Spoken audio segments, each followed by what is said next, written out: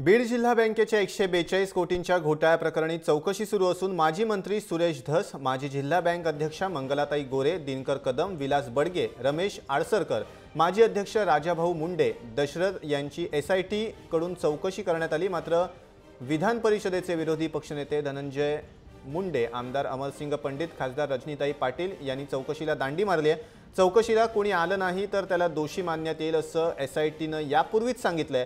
एसआयटीच्या चौकशीनंतर जिल्ह्यात वातावरण चांगलंच तापलं असून कुणाला अटक होईल यामुळे सर्वांची भीती वाढली आहे। त्या कर्ज प्रकरण ज्या वेळेस मंजूर झालेलं आहे त्या बैठकीला मी स्वतः गैरहजर होतो। आमची त्या प्रोसिडिंगवरती सही नाही, त्याच्यामुळे आम्ही त्याच्या बाबतीत जबाबदार नाही असा लेखी जबाब त्यांना दिलेला आहे। त्याच्या उपर यासाठी जे आहे ती चौकशी करील। आम्ही जे म्हणलेलं आहे त्याच्यात खोटं सापडलं तर ते आरोपी करतील, नसतील तर काही संबंध नाही।